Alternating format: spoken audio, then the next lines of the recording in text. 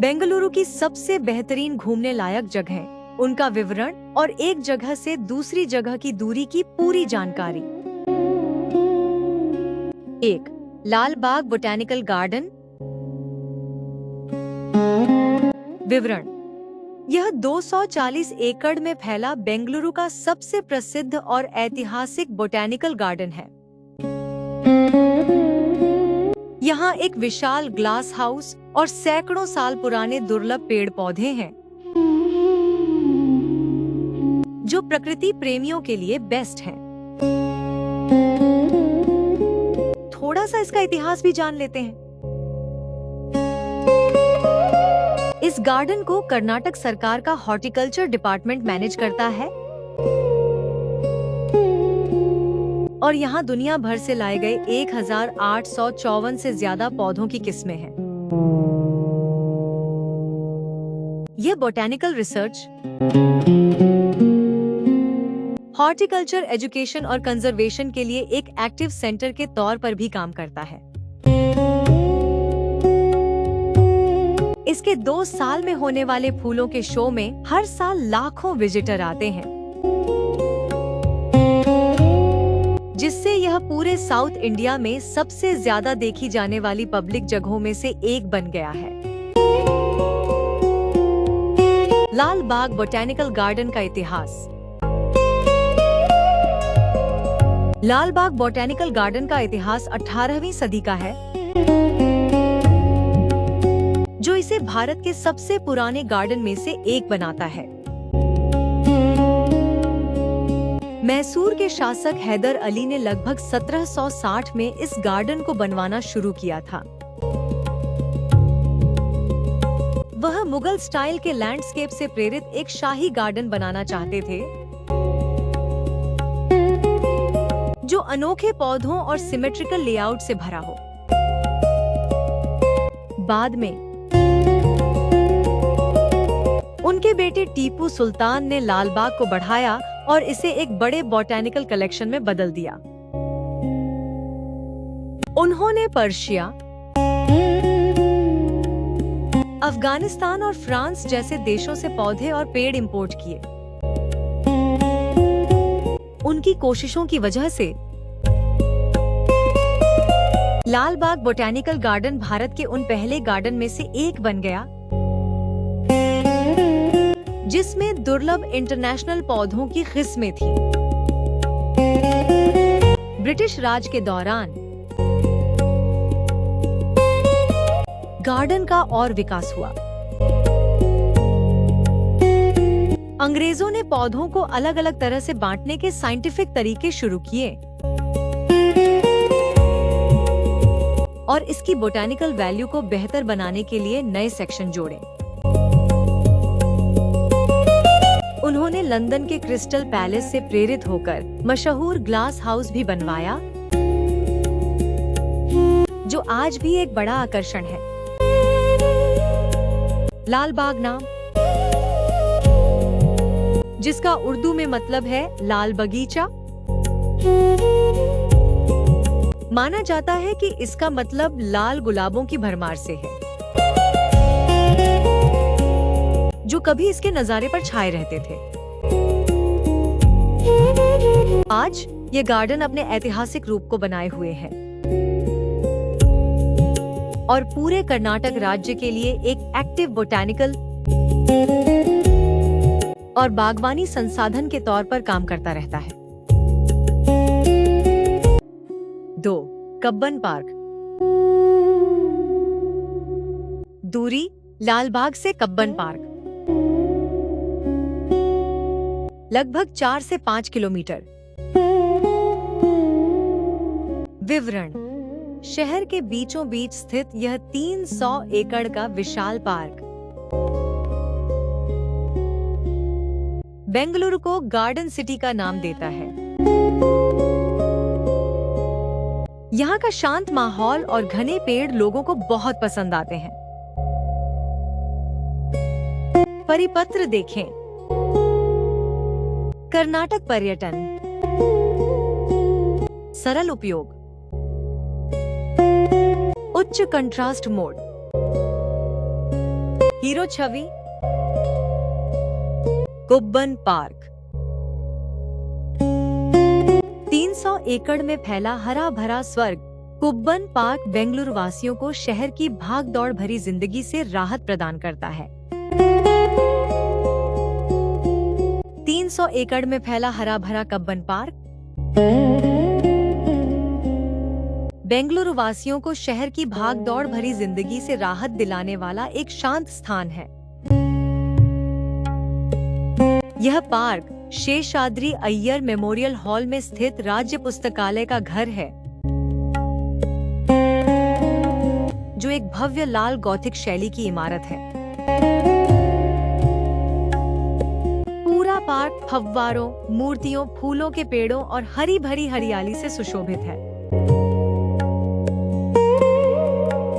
कुब्बन park में Seshadri Iyer memorial hall में एक केंद्रीय पुस्तकालय स्थित है।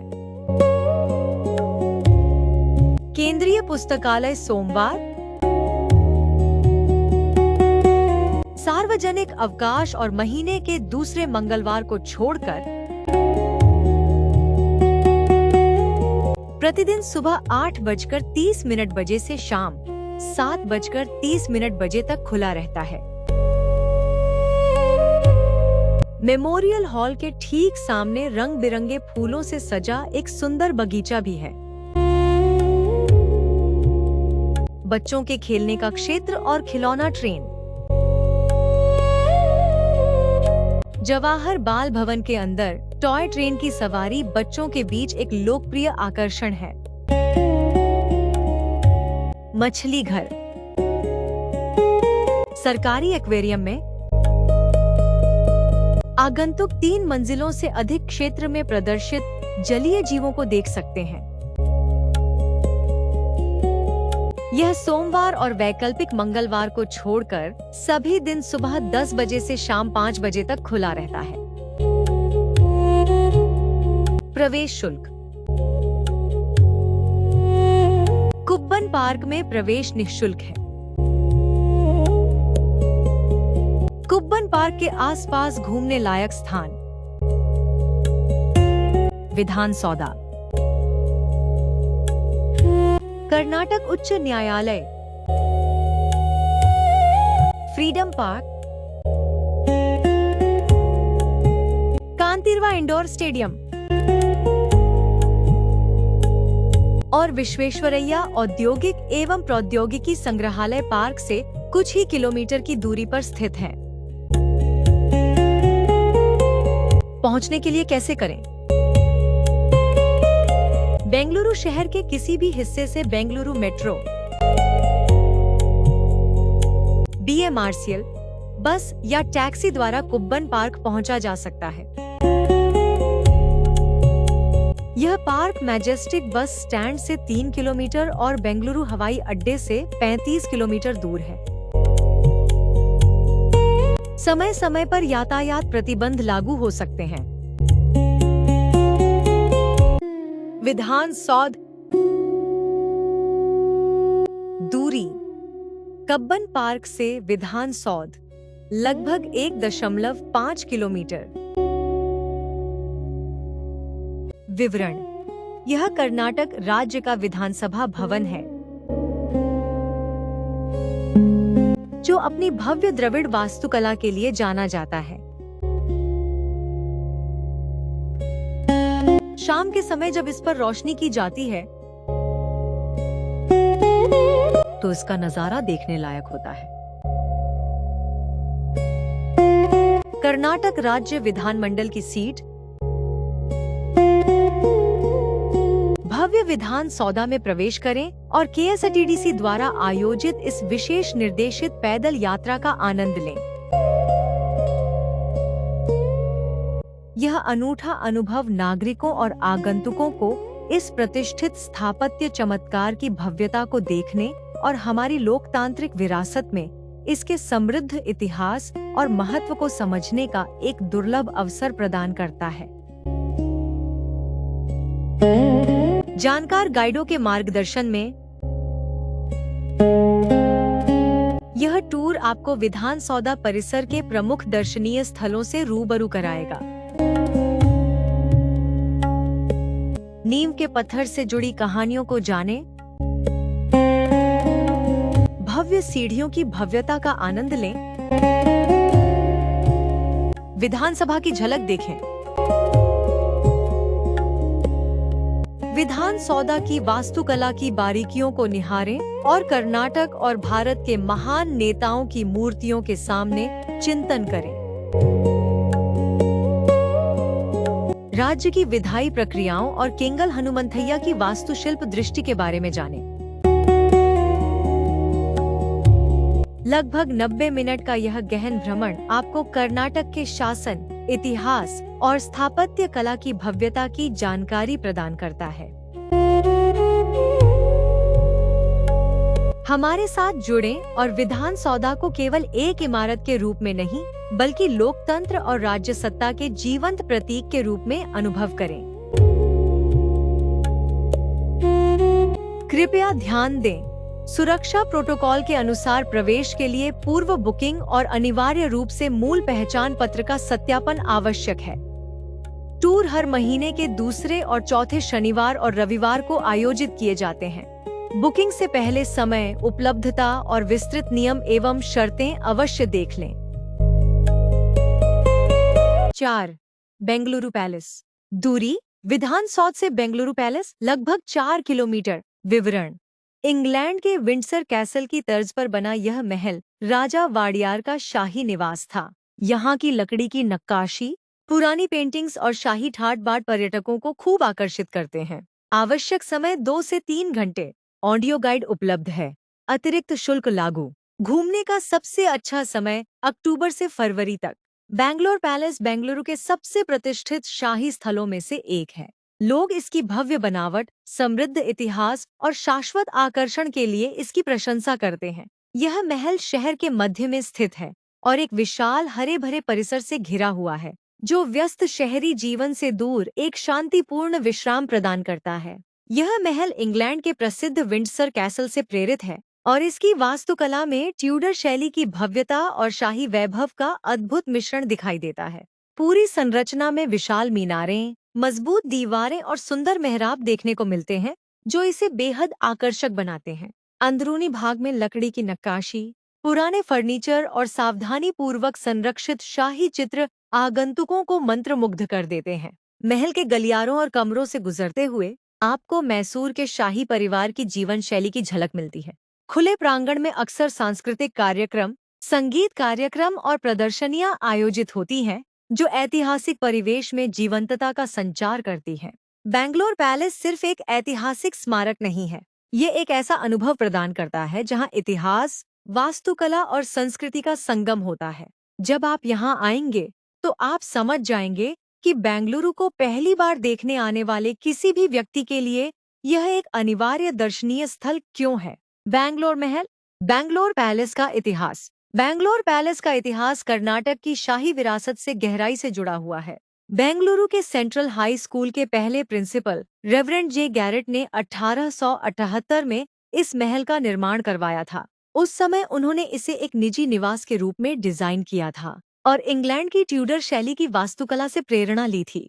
बाद में मैसूर के महाराजा चामराजेंद्र वाडियार ने इस संपत्ति को खरीद लिया। उनके स्वामित्व में महल एक भव्य शाही निवास में परिवर्तित हो गया। उन्होंने इसका विस्तार और पुनर्निर्माण किया ताकि यह दक्षिण भारत के सबसे प्रमुख शाही परिवारों में से एक वाडियार राजवंश की जीवन शैली और प्रतिष्ठा को प्रतिबिंबित कर सके। इस महल का डिजाइन इंग्लैंड के विंडसर कैसल से भी प्रेरित है। महल की मीनारों, मेहराबों और किलेबंदी वाली संरचनाओं में यह प्रभाव स्पष्ट रूप से देखा जा सकता है।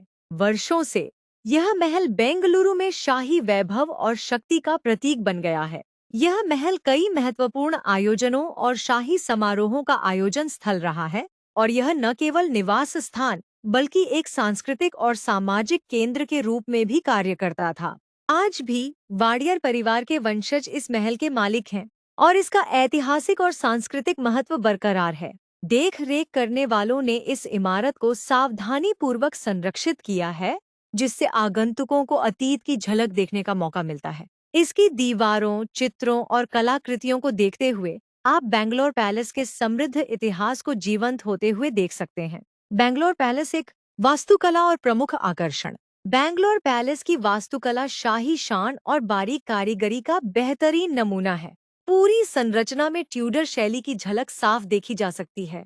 किलेबंदी वाले बुर्ज, मीनारें, प्राचीरें और गॉथिक शैली की खिड़कियां मिलकर महल को एक महल जैसा रूप प्रदान करती हैं। महल के चारों ओर सैकड़ों एकड़ में फैला एक विशाल परिसर है।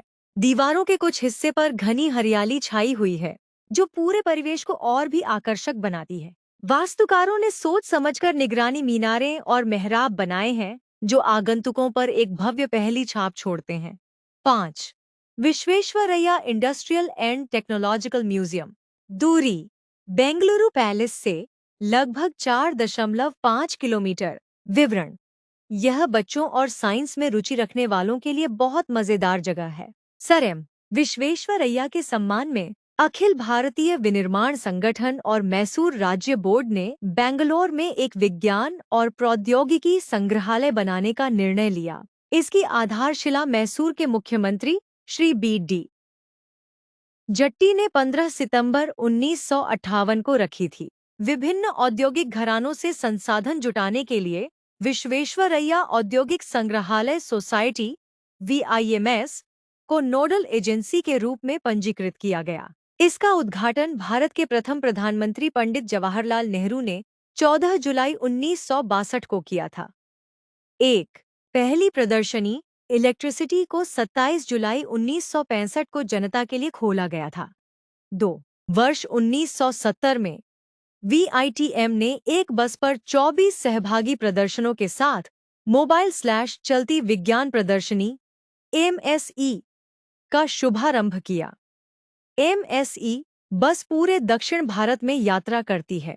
1978 में VITM सहित कई विज्ञान संग्रहालय CSIR से अलग हो गए और 4 अप्रैल 1978 को पंजीकृत नवगठित राष्ट्रीय विज्ञान संग्रहालय परिषद NCSM के अंतर्गत आ गए। 1979 में भवन में एक विस्तार जोड़ा गया, जिससे संग्रहालय का कुल क्षेत्रफल बढ़कर 6,900 वर्ग मीटर हो गया। NCSM ने 1984 में गुलबर्गा, कर्नाटक, 1987 में तिरुनेलवेली, तमिलनाडु, 1993 में तिरुपति, आंध्र प्रदेश और 1997 में कोझिकोड, केरल में 4 अतिरिक्त विज्ञान केंद्र स्थापित किए, जो VITM के सीधे प्रशासनिक नियंत्रण में कार्यरत हैं।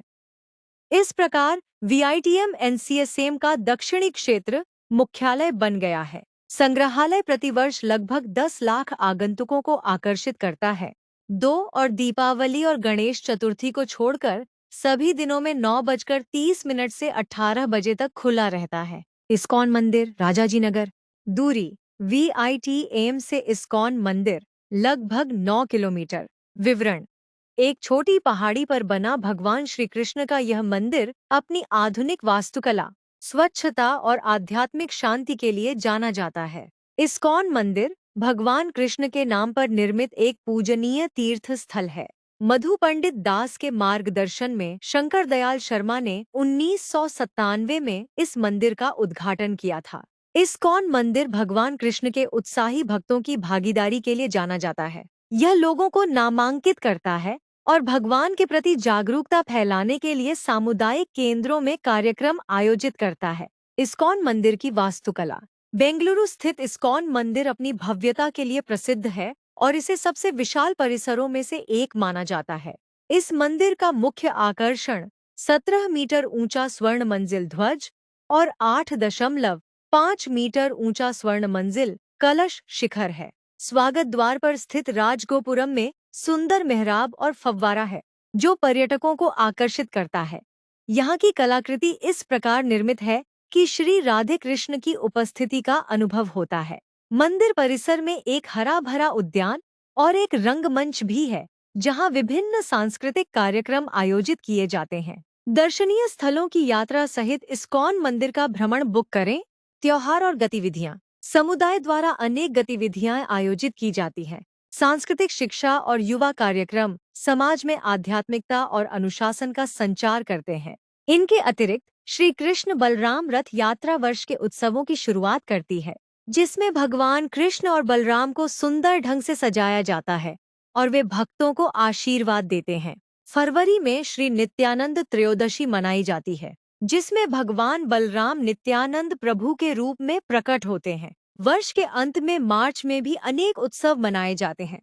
प्रत्येक त्योहार को उल्लास और गौरव के साथ मनाया जाता है, जिससे जीवन में शांति का संचार होता है। इस्कॉन मंदिर में भोजन परिसर में उत्कृष्ट प्रसाद सेवाएं उपलब्ध हैं। दोपहर का भोजन 11:30 से 2 बजे तक परोसा जाता है। सात्विक विधियों से तैयार किया गया स्वादिष्ट कृष्णमृत प्रसाद भी वितरित किया जाता है।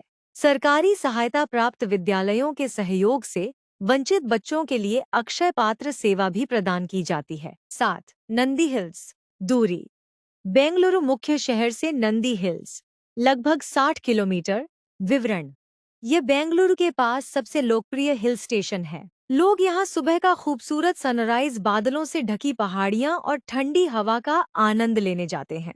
नंदी हिल्स दक्षिण भारत के सबसे सुंदर और ऐतिहासिक रूप से महत्वपूर्ण पहाड़ी स्थलों में से एक है। समुद्र तल से 4,851 फीट की ऊंचाई पर स्थित नंदी हिल्स बादलों के मंडराते आसमान, सूर्योदय के मनोरम दृश्यों और कर्नाटक के शाही अतीत की झलक के साथ आपका स्वागत करता है। यह रमणीय हिल स्टेशन शहरवासियों के लिए सप्ताहांत में घूमने का एक लोकप्रिय स्थान है। यह बेंगलुरु से मात्र 60 किलोमीटर दूर स्थित है। इसकी घुमावदार सड़कें, हरी भरी हरियाली और शांत दृश्य इसे शहर की भागदौड़ और शोर शराबे से दूर एक आदर्श स्थान बनाते हैं। नंदी हिल्स के बारे में: नंदी हिल्स दक्षिण भारत के सबसे सुंदर और ऐतिहासिक रूप से महत्वपूर्ण पहाड़ी स्थलों में से एक है। समुद्र तल से 4,851 फीट की ऊंचाई पर स्थित नंदी हिल्स बादलों के मंडराते आसमान, सूर्योदय के मनोरम दृश्यों और कर्नाटक के शाही अतीत की झलक के साथ आपका स्वागत करता है। यह रमणीय हिल स्टेशन शहरवासियों के लिए सप्ताहांत में घूमने का एक लोकप्रिय स्थान है। यह बेंगलुरु से मात्र 60 किलोमीटर दूर स्थित है। इसकी घुमावदार सड़कें, हरी भरी हरियाली और शांत दृश्य इसे शहर की भागदौड़ और शोर शराबे से दूर एक आदर्श स्थान बनाते हैं। पहले लोग इस पहाड़ी को नंदी दुर्गा कहते थे। यह नाम भगवान शिव के पवित्र बैल नंदी से लिया गया है। इस क्षेत्र का लंबा और समृद्ध इतिहास रहा है। गंगा राजवंश, चोल और विजयनगर साम्राज्य सहित कई राजवंशों ने इस क्षेत्र पर शासन किया। बाद में टीपू सुल्तान ने नंदी पहाड़ियों को ग्रीष्मकालीन विश्राम स्थल के रूप में इस्तेमाल किया। उन्होंने यहाँ एक रणनीतिक किला भी बनवाया, क्योंकि पहाड़ी की ऊंचाई प्राकृतिक सुरक्षा प्रदान करती थी। आज भी पर्यटक इस इतिहास के कई निशान देख सकते हैं। किले की पुरानी दीवारें, द्वार और दर्शनीय स्थल अभी भी पहाड़ी पर मौजूद हैं। सबसे प्रसिद्ध ऐतिहासिक स्थलों में से एक टीपू की खाई है। यह चट्टान टीपू सुल्तान के समय की कहानियों से जुड़ी हुई है। अपने इतिहास के अलावा कर्नाटक के नंदी हिल्स अपने शांत वातावरण और मनमोहक दृश्यों से पर्यटकों को आकर्षित करते हैं। कई बार सुबह सुबह बादल निचले इलाकों को ढक लेते हैं और सूर्योदय का एक जादुई दृश्य बनाते हैं। नंदी हिल्स का यह प्रसिद्ध सूर्योदय बेंगलुरु और आसपास के शहरों से फोटोग्राफरों, बाइकर्स और प्रकृति प्रेमियों को अपनी ओर खींचता है। सुहावने मौसम के कारण भी कई लोग यहाँ घूमने आते हैं। नंदी हिल्स का तापमान आमतौर पर बेंगलुरु की तुलना में ठंडा रहता है। यह ताजगी भरा मौसम इसे कुछ घंटों के लिए आराम करने या पूरा दिन बिताने के लिए एक बेहतरीन जगह बनाता है। नंदी हिल्स बेंगलुरु के पास सबसे लोकप्रिय पर्यटन स्थलों में से एक बना हुआ है। नंदी हिल्स की यात्रा का एक मुख्य आकर्षण सूर्योदय देखना है। चूंकि यह पहाड़ी आसपास के मैदानी इलाकों से काफी ऊंचाई पर स्थित है, इसलिए यहाँ का सूर्योदय विशेष अनुभव देता है। सुबह सुबह आकाश धीरे धीरे नारंगी और गुलाबी रंगों में रंग जाता है, जबकि बादल अक्सर पहाड़ी की चोटी के नीचे तैरते रहते हैं। अगर आपको वीडियो पसंद आए तो प्लीज चैनल को सब्सक्राइब करें और इसे लाइक करें।